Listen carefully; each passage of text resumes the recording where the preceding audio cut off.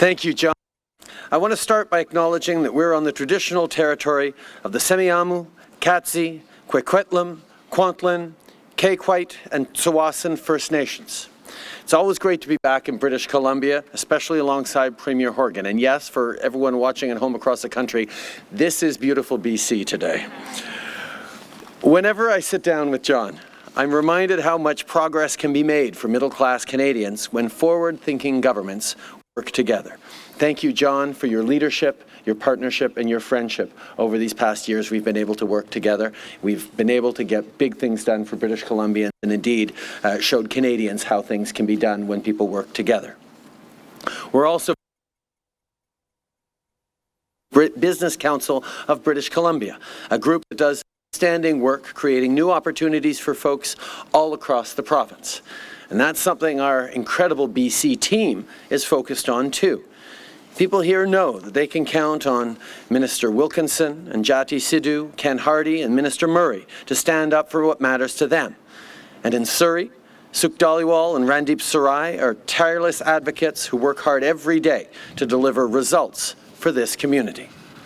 Less than a year ago, I was just down the road in Vancouver to announce the $40 billion LNG Canada project in Kitimat, the single largest private sector investment in our history, and one that's creating 10,000 jobs for hard-working Canadians.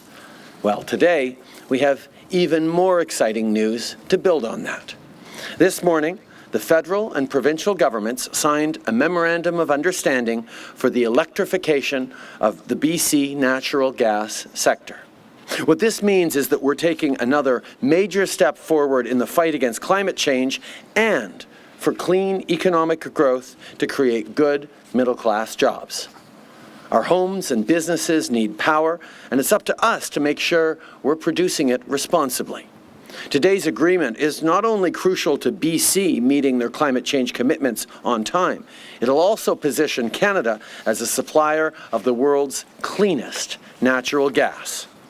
This is important progress, and it's no coincidence that we're seeing it here on the West Coast. After all, British Columbians have long been leaders when it comes to combining environmental responsibility with sustained economic growth. Take the price on pollution, something BC has had in place for more than a decade.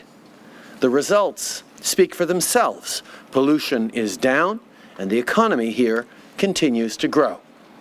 Unlike Andrew Scheer, who has no credible plan for the environment, we know that a better today and a brighter tomorrow depend on fighting climate change. As Premier Horgan and I often say, what's good for the environment is good for the economy. So just like the LNG electrification will mean cleaner air for everyone, it will also create new jobs and opportunities for communities right across the province. That includes working in partnership with Indigenous communities on economic development as part of our path to reconciliation. Qu'il s'agisse de l'entente d'aujourd'hui ou des milliers de nouveaux milliards de dollars de LNG Canada à Kitimat, une chose est certaine. La croissance économique ne va pas seulement de pair avec le leadership environnemental, elle en dépend. Ça n'empêche pas certains politiciens de nier cette réalité et de tenter de convaincre les Canadiens qu'on doit choisir entre l'air propre et les nouveaux emplois. C'est clair qu'ils se trompent. En fait, le vrai choix à faire, c'est entre des investissements pour la classe moyenne et des mesures d'austérité. Entre aller de l'avant avec des projets comme celui-ci ou faire marche arrière avec une approche qui, selon les experts, accomplirait moins et coûterait plus cher aux Canadiens. My friends, with today's announcement, we're choosing to move forward for workers, for the middle class, and for future generations. Again, it's just wonderful to be back here in Surrey to take your questions.